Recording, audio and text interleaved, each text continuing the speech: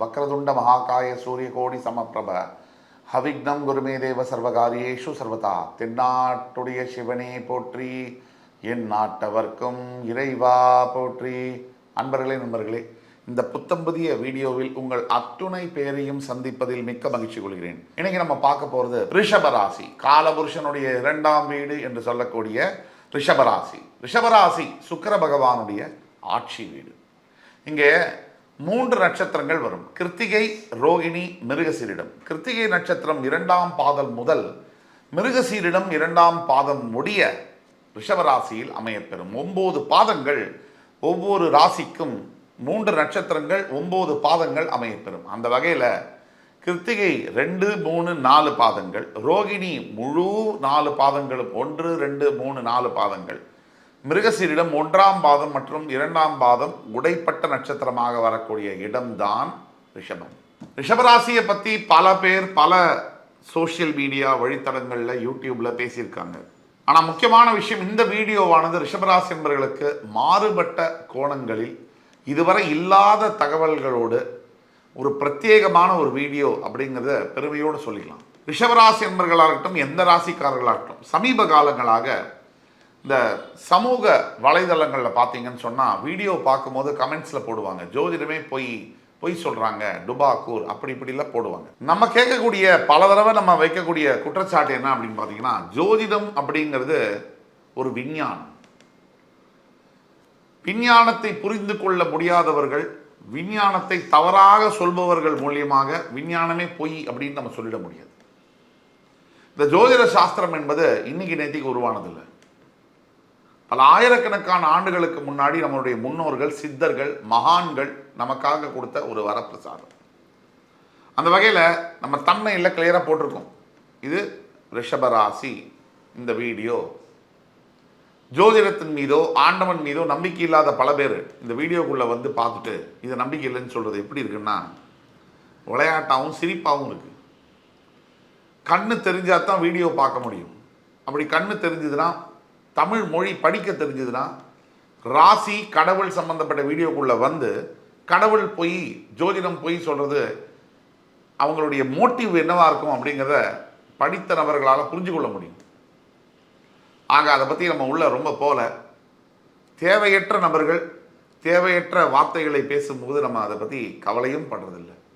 நமக்கு வேணுங்கிறது ஆரோக்கியமான கமெண்ட்ஸ், ஆரோக்கியமான நண்பர்கள், ஆரோக்கியமான சூழ்நிலை. இன்னைக்கு எங்கே பார்த்தாலும் எதில் பார்த்தாலும் நெகட்டிவிட்டி அதிகமாக இருக்கக்கூடிய இந்த காலகட்டத்தில் இப்படிப்பட்ட வீடியோஸ், இப்படிப்பட்ட தகவல்கள் கொடுப்பதில் நாங்கள் பெருமை கொள்கிறோம். ரிஷபம், சந்திர பகவான் உச்சம் பெறக்கூடிய, சூரிய பகவான் ஆட்சி பெறக்கூடிய இந்த வீடு ரொம்ப சிறப்பான ஒரு வீடு. ரிஷபராசியில் பிறக்கக்கூடிய 196 பேர் அழகாக பிறப்பார்கள். ஏன்னா சந்திரன் உச்சம் பெறுகின்ற ஒரு வீடு. இந்த ரிஷபராசிக்கு நட்பு கிரகமாக சனி பகவான், புதன் பகவான் மற்றும் ராகு பகவான் இவங்கெல்லாம் வருவாங்க. ரிஷபராசிக்கு எதிரியாக, முதல் எதிரியாக குரு பகவான் மற்றும் செவ்வாய் இவங்கெல்லாம் வருவாங்க. பொதுவாக ரிஷபராசியில் பிறந்தவர்களுடைய குணாதிசயத்தை பற்றி ஒரு 4-5 பாயிண்ட் பேசிட்டு நம்ம இதுக்குள்ளே போகலாம். லக்னம்னு எடுத்துக்கணும். நான் ராசின்னு சொன்னாலும் இந்த வீடியோவானது ரிஷப லக்னத்தில் பிறந்தவர்களுக்கு 60 முதல் 70%, ராசியில் பிறந்தவர்களுக்கு 30 முதல் 40% பொருந்தும். ரிஷப லக்னம், ரிஷப ராசியில் பிறந்தவர்கள் அடுத்தவர்களுக்காக வாழக்கூடிய பிறப்பை பெற்றவர்கள். ரொம்ப நல்லா பேசுவாங்க, அருமையாக பேசுவாங்க. ரிஷபராசி ரிஷப லக்னத்தில் பிறந்தவர்கள் அடுத்தவர்களுக்காகவே வாழ்வாங்க. இந்த பாரத்தை சுமக்கின்றவர்களாக இருப்பார்கள். ரிஷபத்துடைய சிம்பல் பொதிமாடு. அப்போ பொதிமாடு என்ன செய்யும்? எல்லா பாரத்தையும் தன்னுடைய தோளில் போட்டு சுமக்கும். அதையே தான் ரிஷபராசி அன்பர்கள் செய்வார்கள். எல்லாரிடமும் நல்ல பெயர் வாங்கி தன்னுடைய வாழ்க்கையை பலி கொடுத்து, தன்னுடைய at the cost of their life they will leave for others. ரிஷபராசியில் பிறந்தவர்கள் ரொம்ப பொறுமையாக இருக்கக்கூடிய தன்மையாக இருப்பாங்க. வெகுவாக சொல்கிறேன், 100% ரிஷபராசியில் பிறந்தவர்கள் பொறுமையாக இருப்பாங்கன்னு சொல்ல, 75 முதல் 80% ரிஷபராசி என்பவர்கள் பொறுமையை கடைபிடிப்பார்கள். பொறுமை என்பது அவர்களுடைய ஆயுதம். கலை ரசனை உடையவர்களாக இருப்பார்கள்.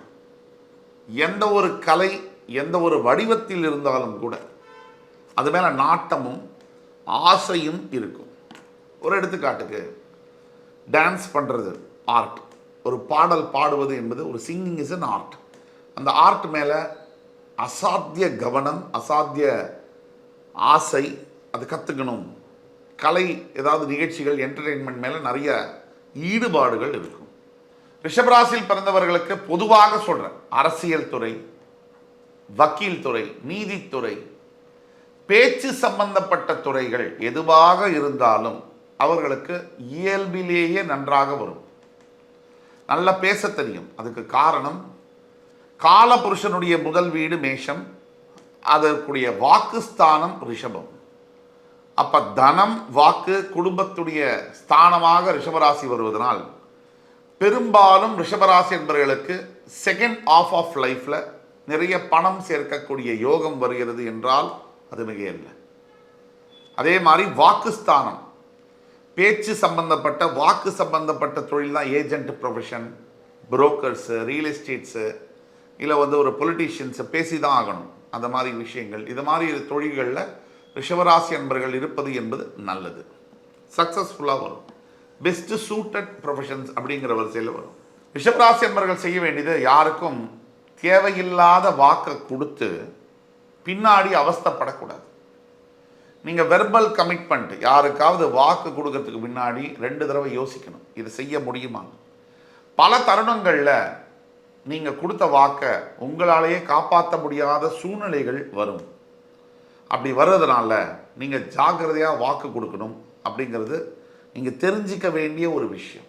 சரி, அடுத்தது உங்களுடைய 2ஆம் வீடு. எப்பவுமே உங்கள் ராசி லக்னம் காலபுருஷ தத்துவத்தோடு ஒப்பிட்டுக்கணும். அது ரொம்ப முக்கியம். காலபுருஷனுக்கு உங்களுடைய லக்னமோ ராசியோ 2ஆம் இடம். அப்போ அந்த வகையில் பார்க்கும்போது வாக்கில், குடும்பங்களில் பேச்சுவார்த்தை நடத்தும் போது ரொம்ப ஜாக்கிரதையாக பேச்சுவார்த்தை நடத்தணும். இது ரொம்ப முக்கியம். இப்போ முழுசாக போவோம். உங்களுடைய ரிஷபராசிக்கு 12 இடங்கள், 12 வீடுகளுக்கான பலன்களுக்குள்ள நம்ம போவோம். உங்களுடைய 2ஆம் வீடு என்று சொல்லக்கூடிய மிதுன ராசிக்கு அதிபதியாக புதன் வருகிறார். அங்கே மிருகசீரிடம், திருவாதிரை, புனர்பூசம் 3 நட்சத்திரங்கள் வருது. வாக்குஸ்தானத்துக்கு வாக்கு நாதனே அதிபதியாக வருவதனால், நான் ஏற்கனவே சொன்னேன், காலபுருஷ தத்துவப்படி நீங்களே வாக்குஸ்தானத்துக்குடைய ராசி. உங்களுடைய வாக்குஸ்தானத்துக்கு புதனே அதிபதியாக வருவதனால் நீங்கள் சொன்னா அது நடக்கும். வாக்கு பலிதம் என்பது உண்டு. அதுக்கு தான் ரிஷபராசிக்காரர்களுடைய வாயில விழக்கூடாது. அதுக்கு இன்னொரு அர்த்தமும் உண்டு. ரொம்ப நல்லவங்க சொன்னா பலிச்சிடும். அதுவும் ஒரு காரணம். ரிஷபராசி என்பவர்களுடைய நாக்கில் நம்ம விழுந்துட்டோம்னு சொன்னால் அது நல்லதாக இருந்தாலும் சரி, கெட்டதாக இருந்தாலும் சரி, நடந்தே தீரும். ஆக ஜாகிரதையாக நம்ம ரிஷபராசி என்பவர்களை தொந்தரவு பண்ணுறதோ, அவங்கள கஷ்டம் கொடுக்கறதோ, ஏமாத்துறதோ செய்யக்கூடாது. ஏன்னா அவர்கள் பாரம் தூக்கிகள், அடுத்தவர்களுக்காக தன்னுடைய வாழ்க்கையை அர்ப்பணிப்பவர்கள். வாலண்டரியாக எல்லாருக்கும் உதவி செய்து, யார்கிட்டையும் தனக்கு ஒரு விஷயம் வேணுங்கிற போது உதவி கிடைக்காம போய் மனம் நொந்து மனசை காயப்படுத்தி அந்த மனதில் ரொம்ப அழியா ஒரு வடுக்களோடு வாழக்கூடியவர்கள் ரிஷபராசி, ரிஷப லக்ன அன்பர்கள். அதனால உங்களுடைய வாக்குஸ்தானத்துக்கு புதன் வருவதனால நீங்கள் வாக்கு சொல்லும் போது கவனமாக சொல்ல வேண்டும். விளையாட்டுக்கு கூட தப்பான வார்த்தைகளை ரிஷப லக்ன, ரிஷபராசி அன்பர்கள் பேசக்கூடாது. அப்படி பேசுனா அது அப்படியே பலிக்கும். வீட்டில் கூட திட்டும் போது கூட ஜாகிரதையாக திட்டுங்க. நீ நாசமாக போயிடுவ, நீ நல்லா இருக்க மாட்டே சொன்னால் அப்படியே பழிச்சிடும். வாழறதே கொஞ்ச காலம். இதில் எதுக்கு ரொம்ப ஸ்ட்ரெஸ் எல்லாம்.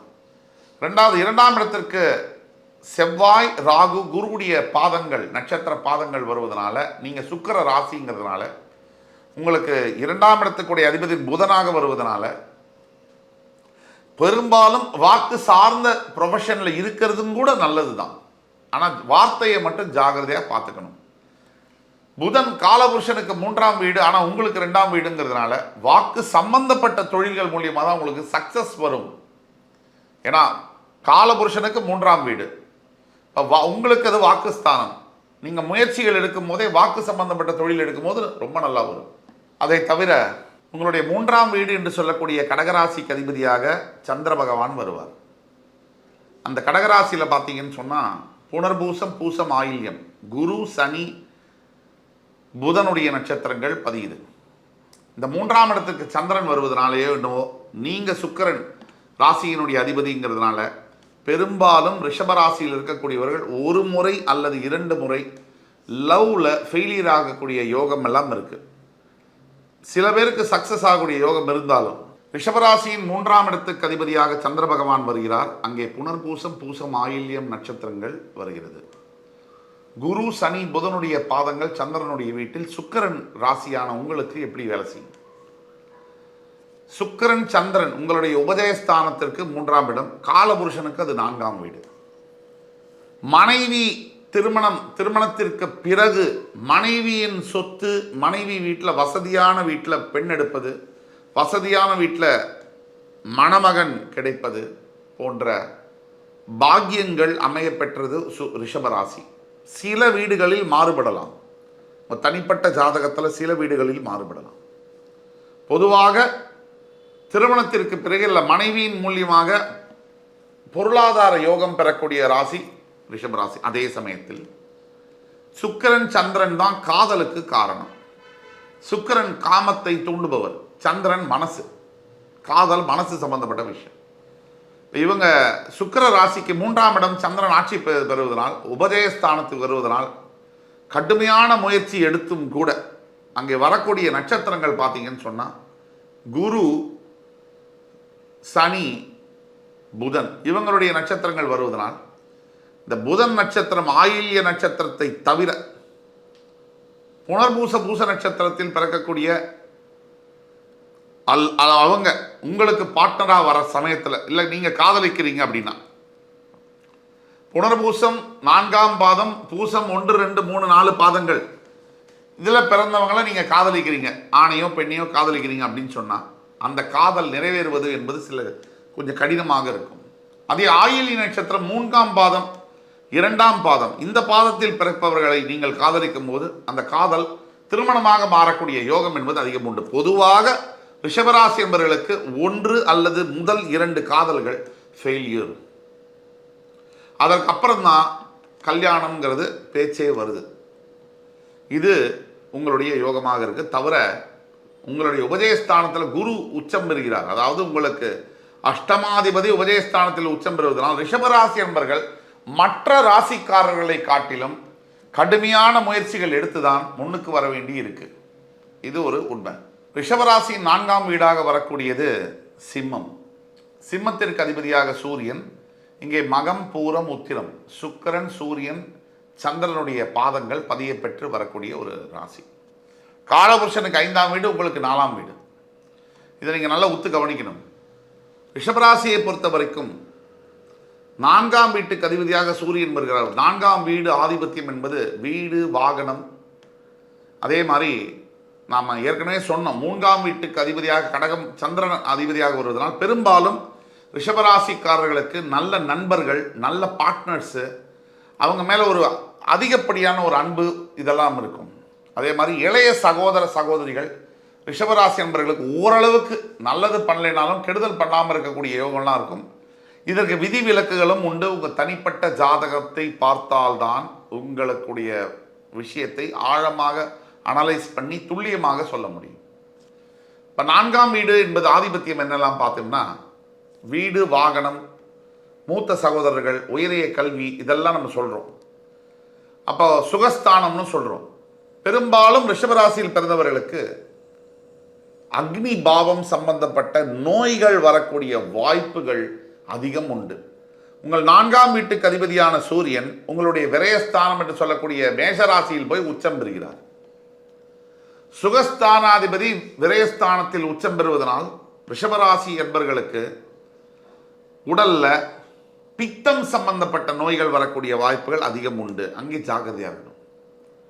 அதே சமயத்தில் ஏதோ ஒரு சந்தர்ப்பத்தில் அப்பா மூலியமாவோ, முக்கியமாக பிதா காரகன் சூரியன்றதுனால அப்பா மூலியமாவோ அல்லது ஒரு கணவர் மூலியமாவோ இல்லை அரசாங்கத்தின் மூலியமாவோ இல்லை பெண்டாட்டியினுடைய அப்பா மாமனார் மூலியமாவோ பெரிய சொத்துக்கள் வாகனம் வீடு வரக்கூடிய வாய்ப்புகள் இருக்கு. இது அப்படியே இருக்குன்னு சொல்ல முடியாது. உங்கள் பிறப்பு ஜாதகத்தில் சில மாறுதல்களை வச்சு இது மாறும். ஆனால் பெரும்பாலும் வாய்ப்புகள் இருக்கு. ரிஷபராசியினுடைய 4ஆம் வீட்டில் பார்த்தீங்கன்னா கேது, சுக்கிரன், சூரியனுடைய பாதங்கள் வருது. இதில் சூரியனுடைய வீட்டில் கேது, சுக்கிரன், சூரியனுடைய பாதங்கள். நீங்கள் சுக்கிர ராசி. பெரும்பாலும் மேல் படிப்பு படிப்பதற்கு ரிஷபராசி என்பர்கள் ரிசர்ச் சம்பந்தப்பட்ட படிப்பு எடுத்தால் பிஹெச்டி, டாக்டர் சம்பந்தப்பட்ட படிப்புகள் உங்களுக்கு ரொம்ப சூட்டபுளாக இருக்கும், நல்லா வரும். அதே மாதிரி பூர்வீக சொத்துக்கள், கோர்ட் கேஸு எவ்வளவு நடந்தாலும் ஃபைனல் வெர்டிக்ட் உங்களுக்கு சாதகமாகத்தான் வரும்.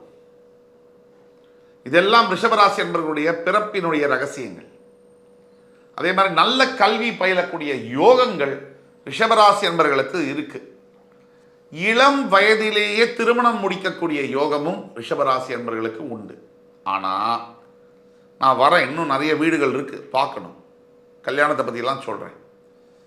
அதுக்கப்புறம் 4ஆம் வீட்டில் சுக்கிரன் உங்களோட ராசிநாதனே கால் பதிப்பதனால் உங்களுடைய நண்பர்களோ சகோதரர்களோ பூர நட்சத்திரத்தில் பிறக்கிறாங்க அப்படின்னா நீங்கள் அவர்களால் பாதிக்கப்படக்கூடிய யோகங்களும் உண்டு.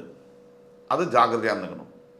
அதே உத்திர நட்சத்திரம் 1ஆம் பாதத்தில் பிறக்கக்கூடியவர்கள் உங்களுக்கு நண்பர்களாகவோ சகோதரர்களாகவோ இருந்தால் அவர்களால் உங்களுக்கு நன்மைகளும் உண்டு. அடுத்தபடியாக உங்களுடைய 5ஆம் வீடு பூர்வ புண்ணிய ஸ்தானத்திற்கு அதிபதியாக உங்களுடைய 2ஆம் அதிபதி, அதாவது மிதுன ராசிக்கு அதிபதியே 5ஆம் வீட்டுக்கும் அதிபதியாக வருகிறார். இதில் ஒரு ஸ்பெஷாலிட்டி இருக்கு. இந்த பூர்வ புண்ணிய ஸ்தானம் என்பது ஒரு மனிதனுடைய வாழ்க்கையை தீர்மானிக்கக்கூடிய ஒரு இடம். எப்படி வாழணும், எங்கே பிறக்கணும், என்ன படிக்கணும், என்ன வேலை பார்க்கணும், எந்த சட்டையை போட்டுக்கணும், எந்த சமுதாயத்தில் எந்த அளவுக்கு அந்தஸ்து இருக்கணும், இது எல்லாமே 5ஆம் வீடு பூர்வ புண்ணிய ஸ்தானம். இந்த பூர்வ புண்ணிய ஸ்தானத்தில் புதன் ஆட்சியும் பெற்று உச்சமும் பெறுகிறார். இது ஒரு அன்யூஷுவலான ஒரு விஷயம். 2ஆம் அதிபதி உங்களுடைய தனஸ்தானாதிபதி காலபுருஷனுக்கு 6ஆம் வீடு. ஆனால் உங்களுக்கு அது 2க்கும் 5க்கும் உடைய வீடு. காலபுருஷனுக்கு 3க்கும் 6க்கும் வேணும். இப்போ காலபுருஷனுக்கு 6ஆம் வீடு உங்களுக்கு 5ஆம் வீடாக வருவது. அதனால் நான் ஏற்கனவே சொன்னேன், வாக்கு சம்பந்தப்பட்ட பேச்சு தொழில் சம்பந்தப்பட்ட ப்ரொஃபஷனில் இருக்கும்போது வக்கீல்களாக, ஒரு நீதிபதிகளாக, அரசியல் தலைவர்களாக, ரியல் எஸ்டேட் துறையில் ஏஜென்சிஸ் வச்சிருக்கக்கூடியவர்களுக்கெல்லாம் நல்ல லாபம் கிடைக்கும். அதே மாதிரி ரிஷபராசியில் பிறந்தவர்கள் ஐடி துறையில் வேலை பார்த்தால் பெருமளவு உயர்வை பார்க்க முடியாது. அப்படியே சஸ்டைனபிலிட்டியாக இருக்கும்.